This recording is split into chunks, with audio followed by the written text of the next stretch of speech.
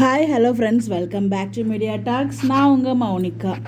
இன்றைக்கி எபிசோட் பார்த்து அப்படியே மனசு உடஞ்சி வலிக்குதுன்னு தான் சொல்லணும். ஏன்னா அவ்வளோ கஷ்டமாக இருந்துச்சு அந்த எபிசோட் பார்க்கும்போது. எனக்கு மட்டும் தான் அவ்வளோ ஃபீலிங்காக இருந்ததுன்னு எனக்கு தெரியல. எனக்கு ரொம்ப ரொம்ப கஷ்டமாக இருந்துச்சு. ஏன்டா மார்னிங் பார்த்து எப்போவும் நம்ம மதியம் தானே பார்ப்போம், அப்படியே பார்த்துட்டு போயிருக்கலாமோ அப்படிங்கிற மாதிரி நான் உண்மையிலே அப்படி ஃபீல் பண்ணேன். ஏன்னா அவ்வளோ கஷ்டமாக இருந்துச்சு அந்த சீன்ஸ்லாம் பார்க்கும்போது, ஒரு சில சீன்ஸ்லாம்.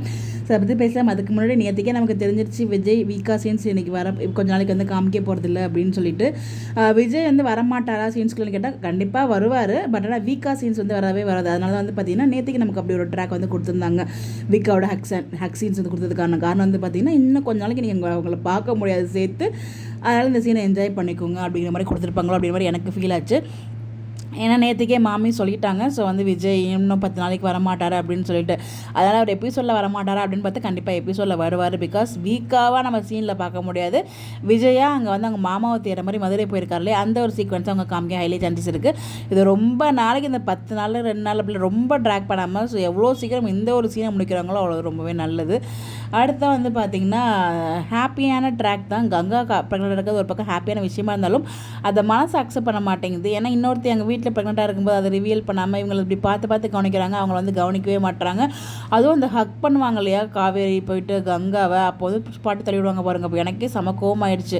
எப்போயும் சாரதாமா தான் இந்த மாதிரிலாம் பண்ணுவாங்க, இப்போ நீ என்ன பட்டி இப்படி பண்ணுறிய அப்படின்னு சொல்லிட்டு அவங்க வந்து ஒரு இதில் சொன்னாலும் அது வந்து அவ்வளோ வேகமாக தள்ளி விட்டு அவங்களும் பாவம் தானே.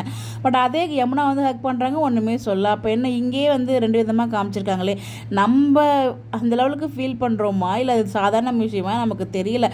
பட் அது எனக்கு ரொம்ப கஷ்டமாக இருந்துச்சு. பாவம் காவேரி மாதிரி ஃபீல் பண்ணிட்டு இருந்தாங்க. அதுக்கப்புறம் எல்லா வேலையும் நீ தான் செய்யணும்னு அவங்க அம்மா ஒரு பக்கம் ஹாஷாக சொல்கிறது.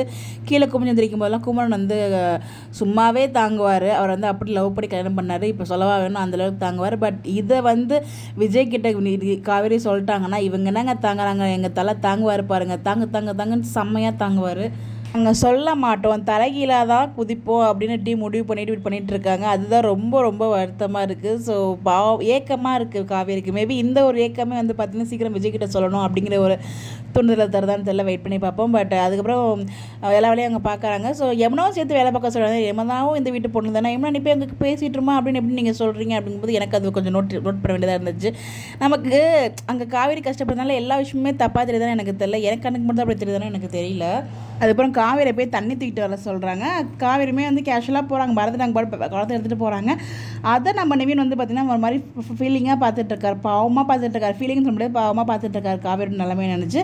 அந்த இவர் அங்கே பார்க்குறத நம்ம யமுனா பார்த்துறாங்க. நீங்கள் அங்கே பாருங்கள், நான் உங்களை பார்க்குறேன் அப்படிங்கிற மாதிரி வந்து அப்படி தான் இருக்குது. ஸோ யமுனா வந்து இன்னும் அவங்களோட சந்தேகம் வந்து அதிகமாகிட்டே இருக்குது. கண்டிப்பாக வச்சு செய்ய போகிறாங்க. அதுக்காக தான் இந்த மாதிரி சீன்லாம் வச்சுட்ருக்காங்க. எனக்கு தெரிஞ்சு நிவின் மூலயமா தான் துருவேல் ஆகும் அப்படிங்கிற மாதிரி தான் லைட்டாக ஃபீல் ஆகுது.